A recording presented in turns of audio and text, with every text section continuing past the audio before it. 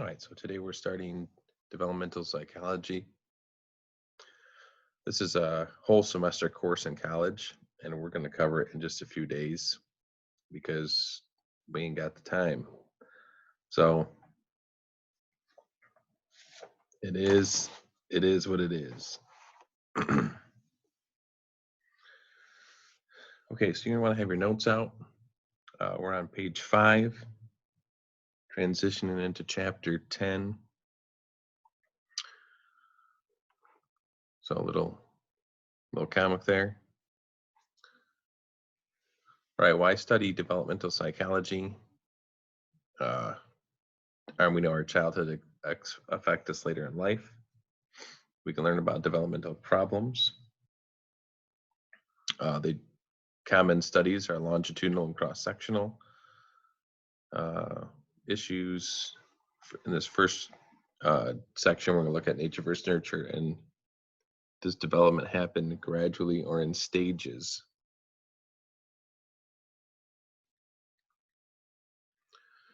All right, so the nature argument, I didn't define developmental psychology.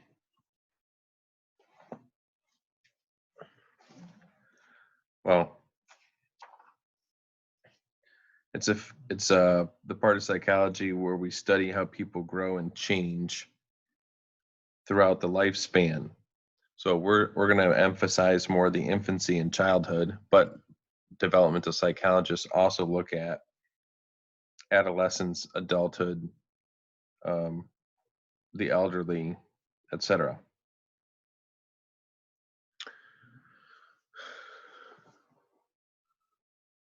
Okay, so maturation is automatic and sequential process of development that results from genetic signals. So you can do all kinds of environmental things to try to get your child, a little baby, to sit up or to start crawling or to start standing or walking. But it seems that there's a point based on genetics when they will do that. And it's just a matter of time. A critical period is a stage or point development during which a person or animal is best suited to learn a particular skill or behavior. We think of language specifically here. So if you remember Jeannie, the girl who was abused and put in a closet until she was like 12, never really developed language. So we say there's a critical period where you're best suited to learn language, and that's when you're young. That's why if you can pick up foreign language, really we should start teaching foreign language in elementary school. I remember seeing a study in college looking at a particular Native American dialect where by the time you're like, I forget, very young, 1 or 2 years old, you could no longer differentiate some subtle enunciation differences. It's gone. I mean, so the older you get, the more difficult it is to pick up language. All right. Differing views on maturation. Arnold Giselle, he says maturation played the most important role in development. Others like John Watson and John Locke, who argued that the mind of an infant is like a tabula rasa, blank slate. Environment will have the greatest effect. Watson famously said, I believe it was Watson, you could give me any kid and I'll make them into whatever you want me to make them into, doctor, lawyer, whatever. So we of course know from the Bible that infants are not blank slates.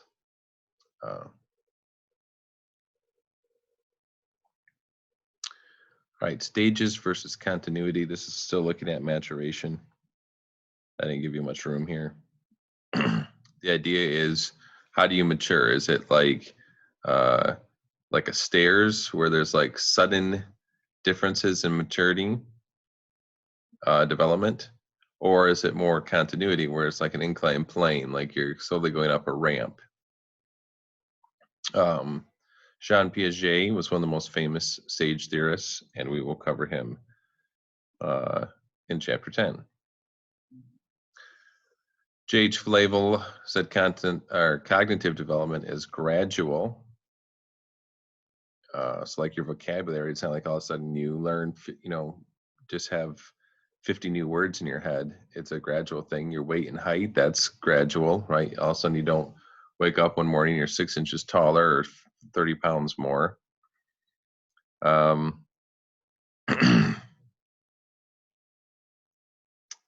So it's still something that's debated.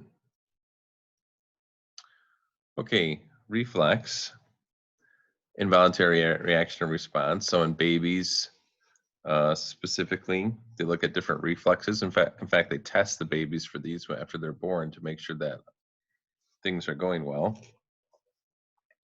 Grasping, they'll grasp your finger. I don't know if you've done that. It's kind of a neat thing. Little newborn, you just nestle your little finger in their hand and they'll grab onto it. Rooting, if you rub their cheek, they come after your finger to suck on it. Swallowing, of course, withdraw from pain. The moral or startle reflex is when if you kind of move them suddenly, their limbs will spread out. Babinski is if you touch the sole of their feet, their big toe will raise. There's others, but okay, we're gonna switch over to keep going here. Oh, it's not working. Okay, hold on. I fix it. Okay. No, that's actually not what I want to do.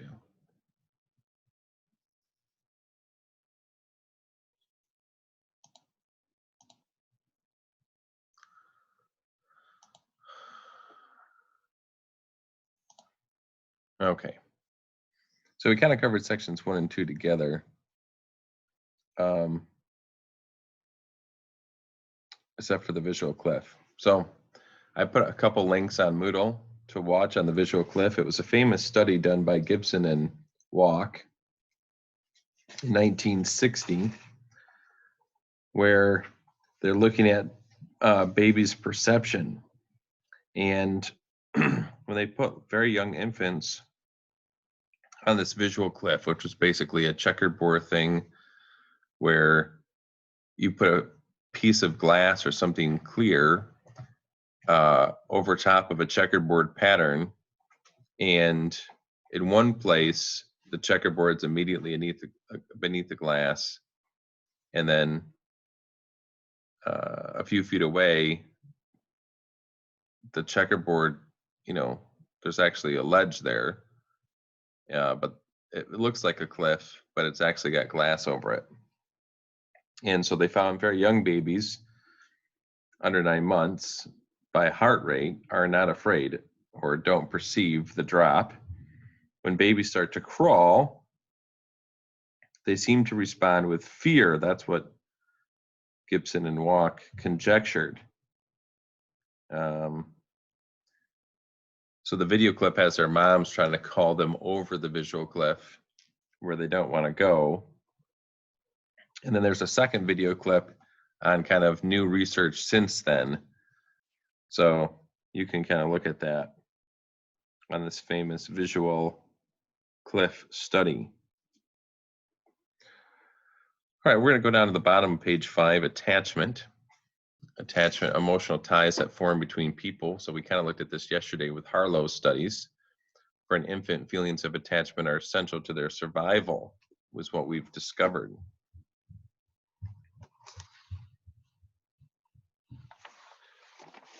All right, so Mary Ainsworth, in her studies, showed in the first 4 months, any mug will do. In other words, anyone's face.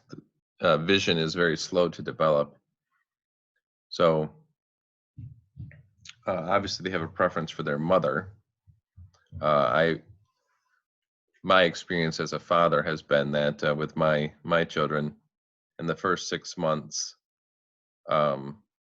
my job is basically just to take them to mom. Mom's who is the one who feeds them. Mom is the one that they want. I'm not of, of very little use, it feels like, in the first 6 months. But then after 6 months, they kind of recognize you as their dad, and things go better. Right. So stranger anxiety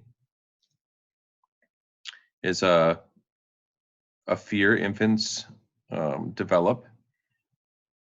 So they reach for their parents if they're near strangers. Separation anxiety is when infants cry or whatnot when their moms leave, particularly their moms. All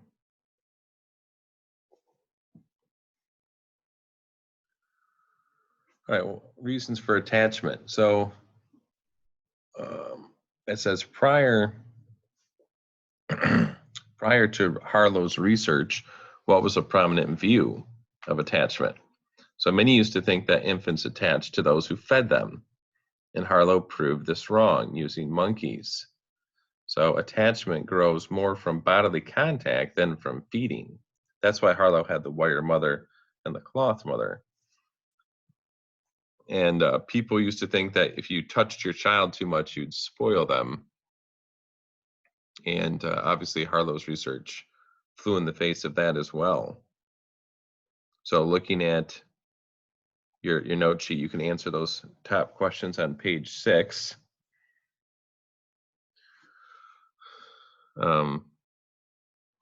Harlow also discovered that monkeys with a cloth surrogate were more likely to explore. So you saw that in the apparatus he set up. It's kind of like a little monkey playroom.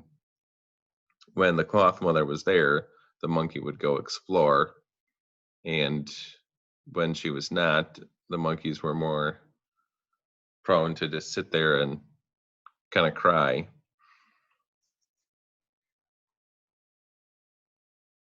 All right, so the next question before we get to imprinting is describe Harlow's isolation studies. I think we'll talk more about this tomorrow, but when I go over the readings, but hopefully you got a sense from skimming over that PDF file that isolation really was harmful to these baby monkeys. And you saw that in the video too, right?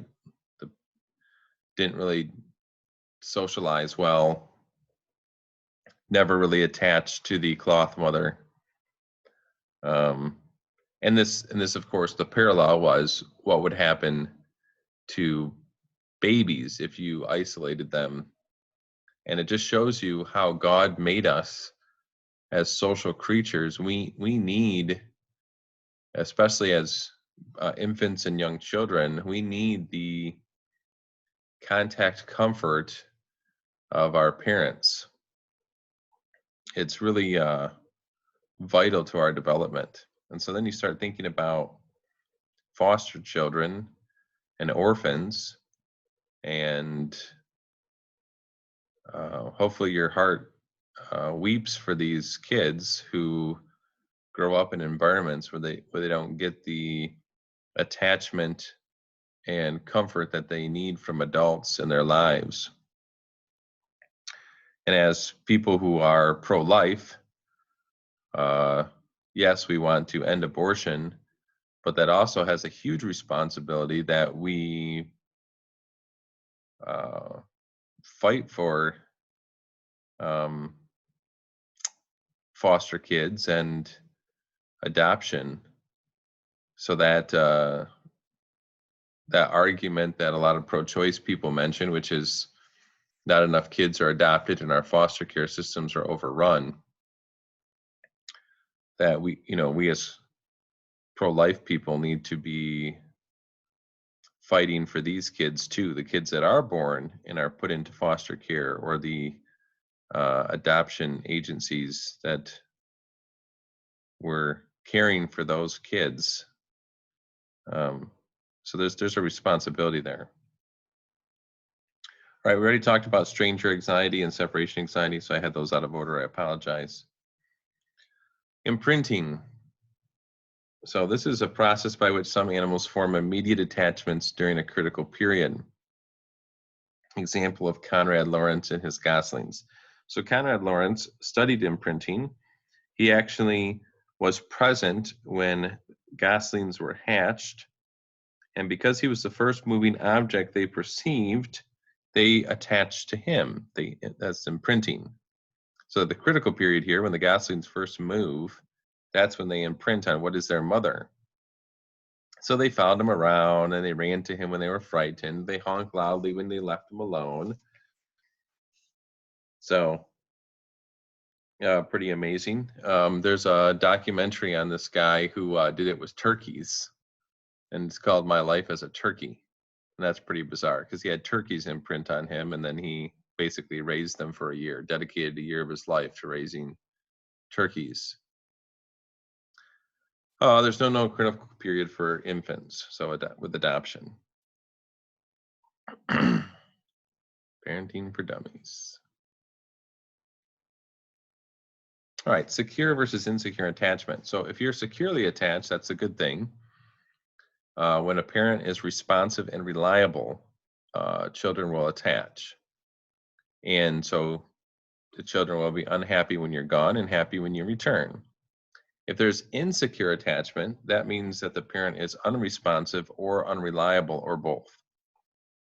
And this results in insecure attachment where the children are basically indifferent when the parent's not there, and they may even cry if the parent picks them up because there's just no real loving attachment there, and that obviously is a sad thing. Look at different styles of parenting: warmer, cold, strict, or permissive. So warm is more like both of these. There's a spectrum here, right?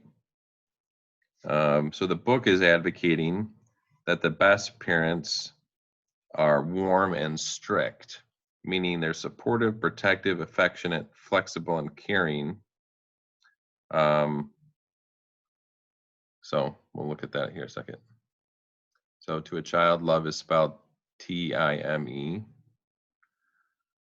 It's a big deal.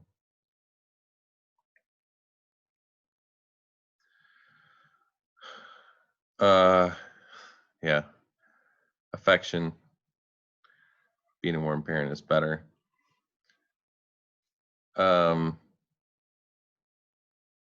So strict or permissive, if you're strict and cold, that's demanding, possessive, controlling, more like a dictator. If you're, I already mentioned strict and warm. If you're permissive and warm, you're more likely too lenient, inconsistent, overindulgent, not enough discipline.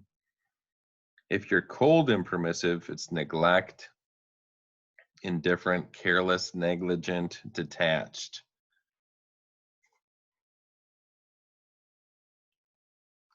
Doctors, there's some chemical-free way we can treat his attention disorder and get him to settle down at school. A wooden paddle. Maybe not funny. All right, strictness can be positive or negative, so I kind of mentioned this. Consistent and firm enforcement of rules can foster achievement and self-control, especially when combined with warmth and support. Physical punishment or constant interference may lead to disobedience and poor grades. So obviously there's an excess here. We know spare the rod, spoil the child, but children are like little mini tyrants. I mean, my 5-year-old right now, man, she's got an attitude about her. So when she wants stuff, her tendency, especially when she's tired, is to get really vocal about how people should be serving her. That we are her servants and she's in fact in control. And if you're too permissive, you basically bow sway to your child to get them to be quiet or because you think it's loving. That's not love. That's being a limp noodle parent. So have a backbone, and your child needs to know how they can and cannot talk to you. Yeah, discipline. All right, authoritative or authoritarian. Another spectrum here. So authoritative is a parent who combines warmth and positive kinds of strictness. So that's a good thing, to be an authoritative parent. It means the kid knows that you're the boss, but they also know that you love them. Authoritarian is the bottom bullet points. Parents believe in obedience for its own sake, expect obedience without questioning, so there's no explanation. So oftentimes I expect obedience without questioning, but in that circumstance, but it doesn't mean I'm not going to explain to my child later why.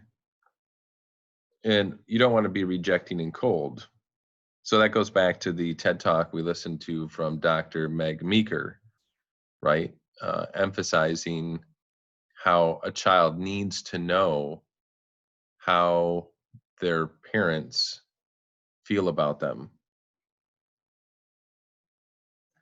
So obviously our great handbook for parenting is the Bible,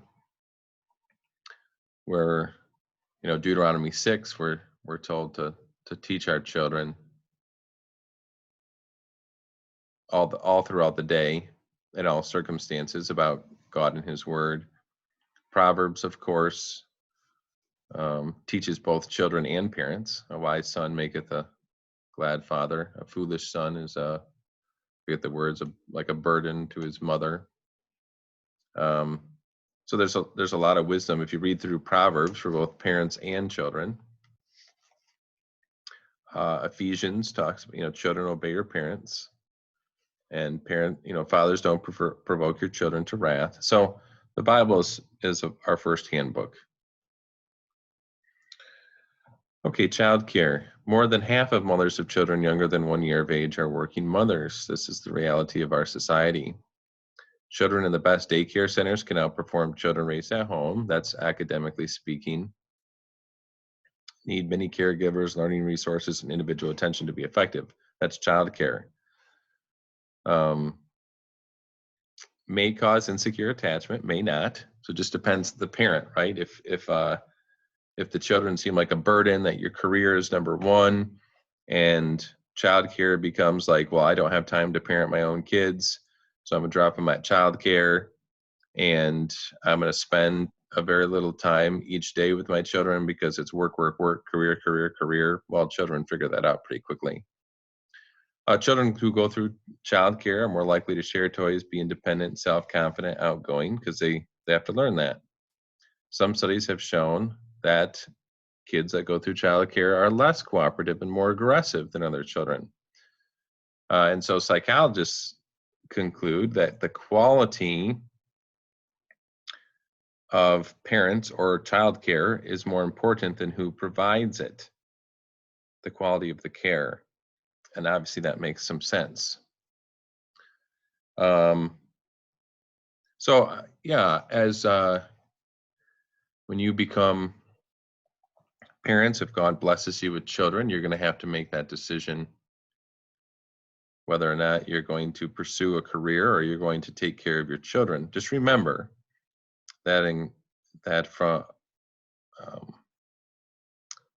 when you make your vow, when you baptize your children, that you're promising to do everything in your power to raise your child in the fear of God, and that should weigh heavily on any decision you make concerning your children.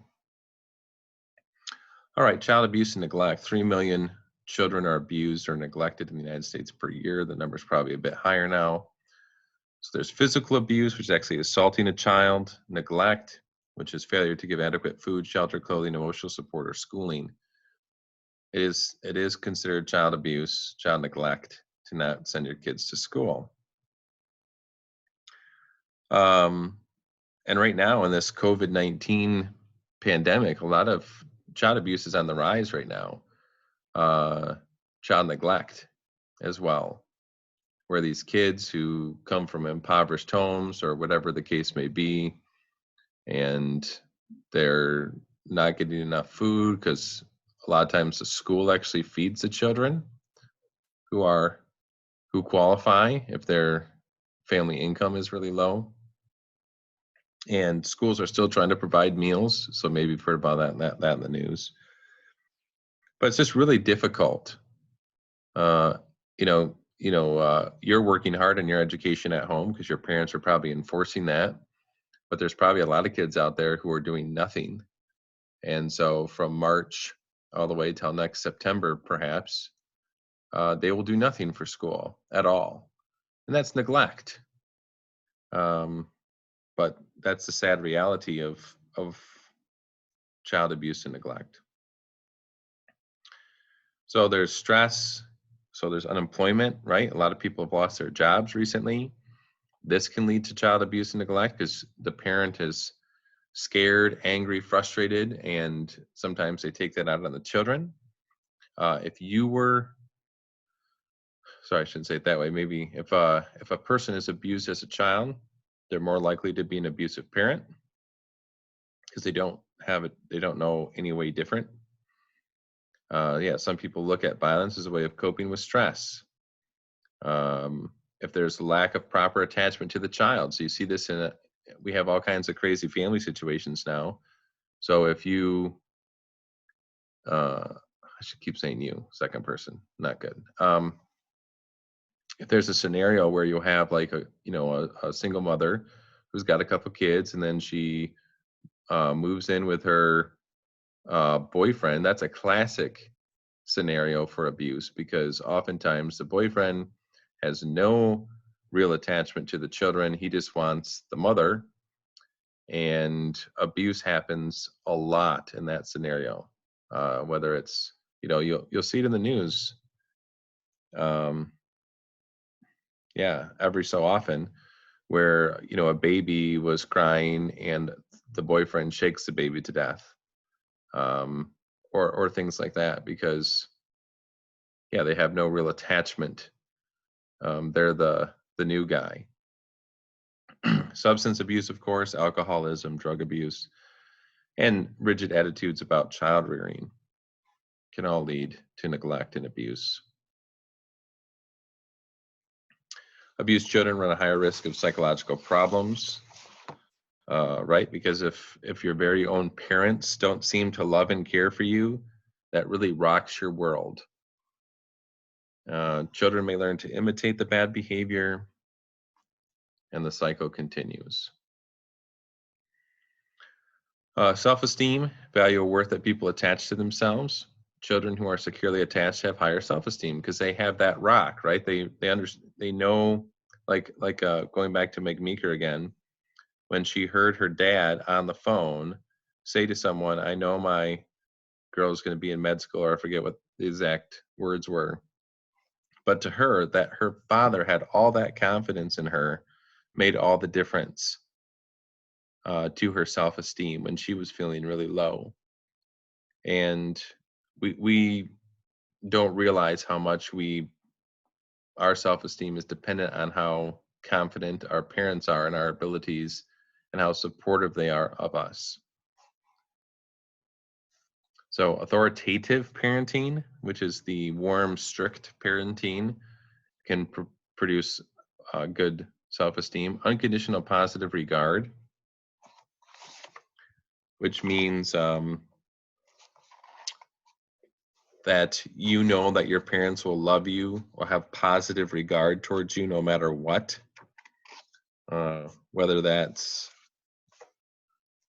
Whether you're successful at school or not, your parents will love you. If you go to college or not, your parents will love you. That's unconditional positive regard.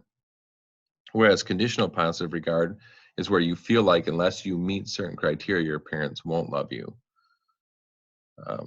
So if I don't get good grades, my parents don't love me. If I'm not successful in sports, my parents don't love me, or whatever the case may be.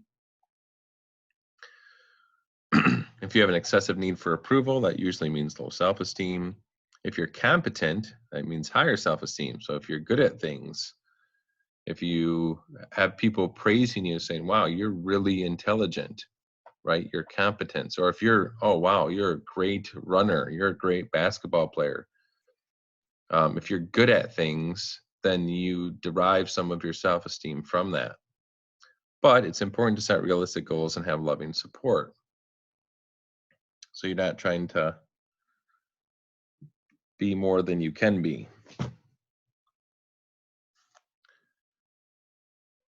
So children 5 to 7 usually value themselves on the basis of their physical appearance and performance in school.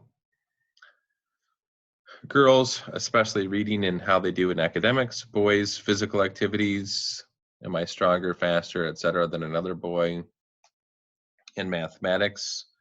And there's self-fulfilling prophecies, which just means if you think I'm good at math, your attitude towards math is I need to do well because I'm good at math. Whereas if you think to yourself, I can't do math, then your whole attitude and how you approach math is I can never do this. And that limits your ability to be successful. So that's a self-fulfilling prophecy. Your attitude, right, makes a big difference in on your success. Even though children gain experience and competence, their self-esteem seems to go down through elementary years. So, right, so we said competence usually raises self-esteem, but as you get older, you start to take more of your self-esteem comes from your peers and not your parents. And when you're young, you're like, oh, I like me, so you should too. But as you get older, you start really caring what your peers think about you. And that's such an unreliable place to find self-esteem. Your parents are very constant, right? That unconditional positive regard. They're going to love you no matter what. Your peers are fickle. You do what your peers want, they like you. You do things your peers don't like, and they don't like you. And so that really hammers your self-esteem, especially if you have fickle, not very nice friends. By middle school, you continue to compare yourself to others, and you understand that people see you differently than you see yourself, and that can also rock your self-esteem. Okay, so maybe too much for this video, but there's your crash course into development and attachment and parenting and Harlow's monkeys and the visual cliff, and hopefully I didn't go too fast.